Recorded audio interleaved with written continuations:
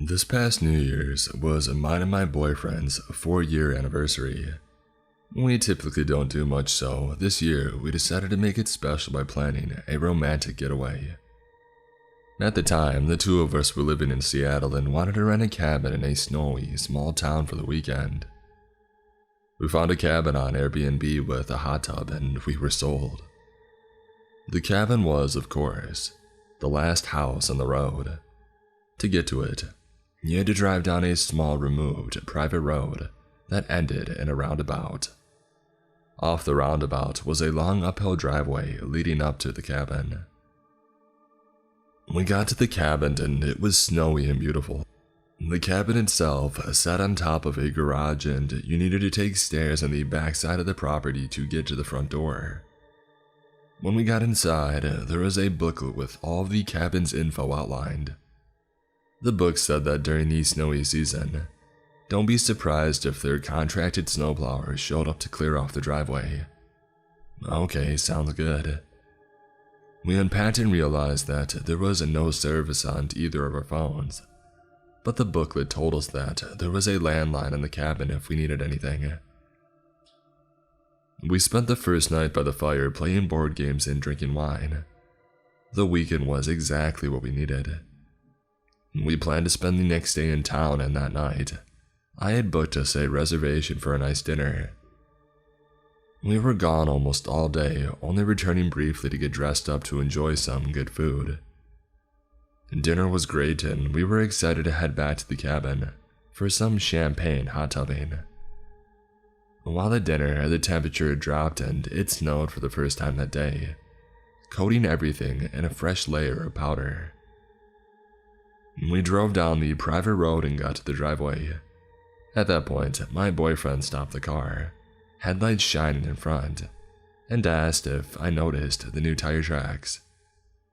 I looked at the driveway, hoping to quickly disregard the new tire tracks, but they were there. Immediately, we remembered that the snowplowers could have stopped by. But the issue was that we saw the tire tracks because of the snow and who plows in the dark. We also knew that once we were at the cabin, that we had no service on our cell phones. So we figured that we would head back into town and message our Airbnb host and ask them if one of their friends had stopped by the apartments. We waited for a while in town for a reply from our host but didn't hear back. We could have called, but at that point it was past 10 and we didn't want to be bad guys. We figured that we blew the whole thing out of proportion and that we might as well head back to the cabin. After all, I am a big true crime fan, and I like spooky subreddits and horror movies, so I was probably just psyching myself out. My boyfriend drove us back, and this time, we actually drove up the driveway. Towards the top of the hill, the part of the driveway, I noticed something. My stomach dropped as I noticed footprints on the property. We backed down the driveway and took a closer look to see if there were more footprints. From what it looked like, someone had driven up the driveway, reversed down part, and then got out of the car and walked onto the property. Since we had now also driven on the tracks that we couldn't find where the footprints ended. The property was quite large with tons of trees and brush, and we knew that these footprints could go anywhere. The moment that we saw footprints, we decided to call the police. We figured that it was better safe than sorry. We would just have the officer go onto the property with us to check everything out. We drove back down the road until we were able to get service, called the police and waited for their arrival. A policeman showed up and we followed him onto the property. The officer scanned the property and determined that no one was out there. Obviously, we're a little shaken up and a lot embarrassed, and we thanked the officer as he left. Needless to say, neither of us wanted to sit in the hot tub in the dark woods after what had happened. Instead, we locked the doors up and watched a movie champagne-less. We were both tired from the day and we passed out pretty quickly. At 3 a.m., we both woke up on the couch with the TV on and all the lights, laughing about how the night didn't turn out as planned. As my boyfriend went to brush his teeth, we heard a noise. It sounded mechanical and it only lasted a few seconds. We looked at each other and froze. The garage door. There are very few reasons that someone would need to open the garage door of a guest-occupied Airbnb at 3 in the morning. Like I said, we woke up to all the lights on and the cabin had lots of windows. We knew that if someone was outside, they knew we were here and they could see us. I immediately grabbed the landline and I dialed 911. We sat crouched in the Airbnb, praying for the police to arrive. We knew that whoever had made those tracks were still on the property, and this time they were making noise. As I sat talking to the operator, we heard a bang in our balcony as if someone threw something up onto it. I was losing my mind when the operator told me that the police were nearby. All of a sudden, they were there. We saw the police lights and watched them search the property. Soon, we heard a banging on the door and it was the police and we were okay. At the door were 2 policemen, one in front of us and one a little behind, kind of kicking around snow and looking at the ground. I immediately noticed that the police officer in the back asked the officer that did the initial check on the property. The police officer told us that not only was the garage door shut, but it was locked. And again, there were no signs of anyone on the property. We discussed leaving, but the police officer said the road conditions were too dangerous that time of night. I looked at the police officer who had come out to the property twice, and I felt that I had deeply disappointed him. My boyfriend and I went back inside, again locking all the doors and trying to fall asleep. The next day we were leaving, and while we survived the night, I didn't feel right in the cabin anymore. It was forever the spooky cabin in my head, and I wanted to leave. As we packed up, we heard the same noise that we had heard at 3 a.m. Oh, it was the heater. A heater that sounds just like a garage that sounds lasts the same duration. My boyfriend looked at me and immediately said, "You need to give up your murder shows," and walked away. As if. As for the banging on the balcony, it was just the perfectly timed fall of a pine cone. I promise I'm not paranoid. I think back on this story a lot and I'm embarrassed about how little came of it, but I'm also incredibly grateful for the same reason. But whoever drove onto the property and walked around, thank you for triggering all of my nightmares.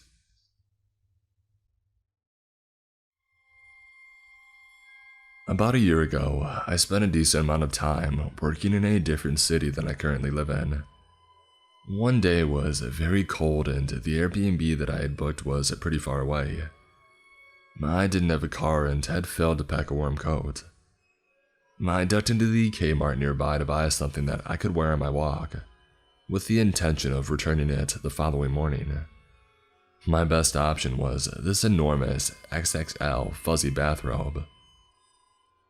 My walk home led me through this beautiful botanic garden along a waterway. It was nearing midnight and I was halfway through my journey. I'm usually quite aware when I'm out, especially at night, but I had let my guard down a bit, due in part to the enormous bathrobe that I had wrapped around me. It was like wearing a fuzzy suit of armor. Suddenly, I felt intensely uncomfortable. I couldn't quite put my finger on what I had heard, but my immediate thought was a couple of males holding a whispered conversation. I rounded a corner and ducked into some trees, sucking my breath in and straining to understand what I was hearing. Light footsteps. Voices. 2 men neared my hiding spot on the path, and I internally berated myself for not being more careful. Nobody was out, so screaming would do nothing. I'm a very small female, so this situation was one of my worst nightmares. As they passed, I heard, "She's around here somewhere." I felt physically sick, until one of the guys let out a low whistle, and I heard the jingle of a collar, a dog scurrying past my spot, and a good girl followed by smoochy noises. An intense sense of relief followed. They were talking about their beloved dog, not hunting me. They seemed harmless, endearing even. I readjusted my bathrobe to cover my head. It was that cold out, and I popped out from the trees. I didn't realize until later that I looked at myself in the mirror that the bathrobe arms were now on top of my head, sticking out like some grotesque, bulbous monster appendages. I also didn't realize that the men had stopped, or were walking very slowly, only a few meters ahead on the path. One of the men screamed in terror when they saw my emergence from the trees. The others swore loudly, and they both took off running across the bridge over the waterway, followed closely by their dog who was now barking frantically. I still have the picture that I took of myself in the mirror after the incident, and I get the giggles every time I see it. I must admit, it was a rush to finally be on the other end of a situation like this.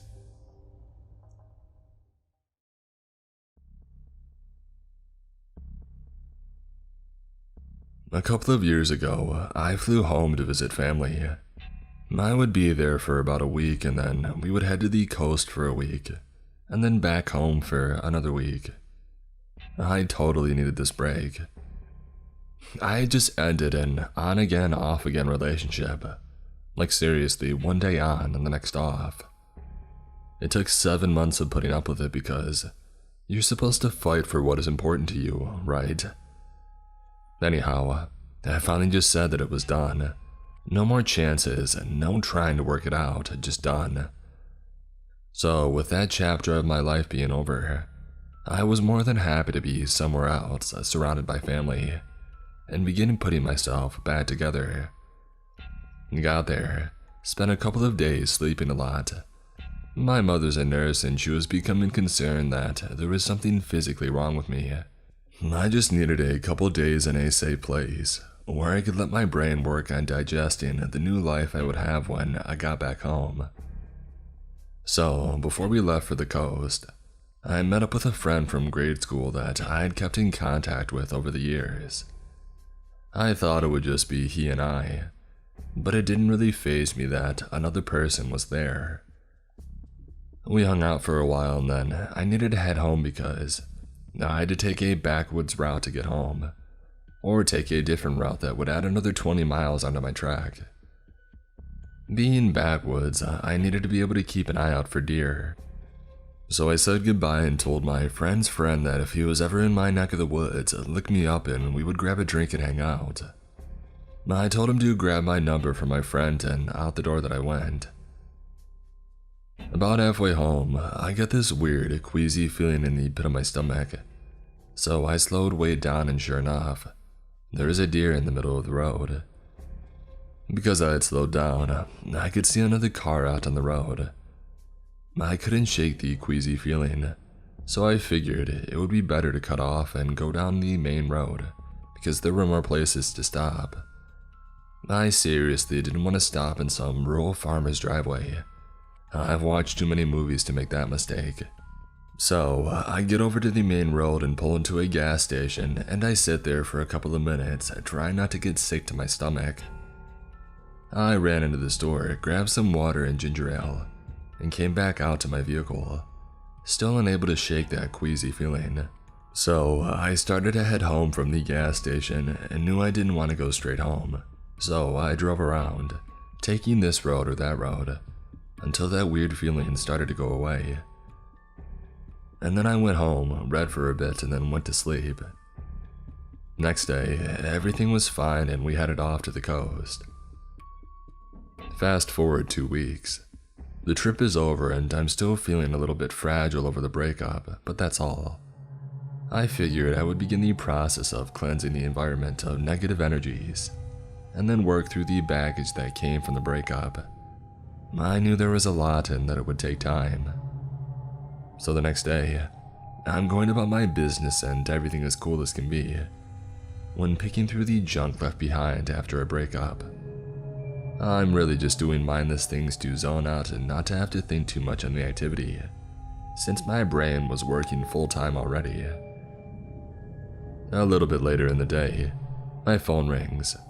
I don't get a lot of calls, so I assumed that there might be a family emergency and that I needed to answer it ASAP. The area code of the caller, who is not in my contacts, is the same as my cousin, so I answered without a second thought. On the other end was my friend's friend, S.A., the acquaintance that I met at my friend's house. It's a little weird to have him be calling me, but I'm not thinking that anything is terribly out of the ordinary. I asked him what was up and he said that he was at the airport. I still find it a little odd but say, "Oh, that's cool. Where are you going?" He said that he had already landed.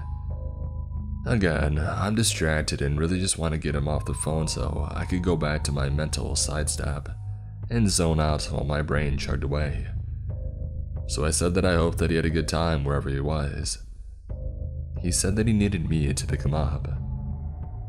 "What? Did you say you needed me to pick you up?" "Yeah," he replied. "I came to visit you."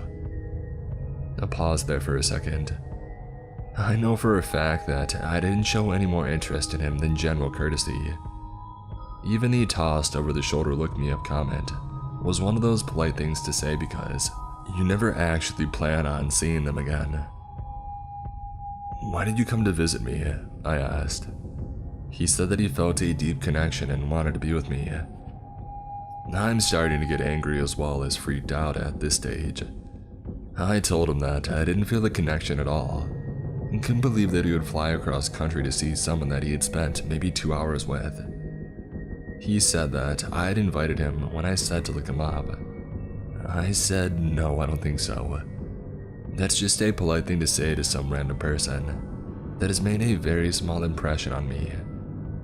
He said that he needed to find a way back home then since I had misled him. Misled him? What the heck? "Look me up if you're ever in my neck of the woods" had led him to think that was the basis for any sort of encounter that was meaningful. He said that he needed a place to stay until he could get the money for a plane ticket back. I said that there were more than enough hotels that he could stay at while he got himself sorted out. He said that he didn't have any money after buying the random one-way plane ticket. So at this stage, I'm flabbergasted angry and freaked out that someone would do that on a one-way ticket. I finally caved and said that he could stay the night while he sorted everything out, but I expected him to be gone no later than the morning of the day after tomorrow. So I bring him to my place, throw pillows and a blanket on the couch and turn to head to my bedroom, and he asks if he can sleep with me. I'm like, no way that's going to happen. So I point out that I have firearms and do not attempt to come in. The next day, I have to work, so I woke him up and told him to get up and find a way home immediately. I also told him that I had to work, but I would check in on his progress because the next morning, I was dropping him off at the airport regardless of whether or not he had a way back. I went to work and he blew up my phone all day. Wanted me to come back to my place for lunch. Told him that I couldn't and that I was way too busy. I finally got home from work and I'm chuckling at a text that I got about my dog. And that's when I noticed that he had rearranged everything. And by everything, I mean every room of the house had been rearranged. I flipped my lid. I asked him why he thought it was normal to do anything that he did. Instead of answering, he asked me who I had been talking to. I said that it really wasn't any of his business, but I had received a text from the guy watching my dog while I was on vacation. Color me shocked when he says that he doesn't want me to talk to that guy.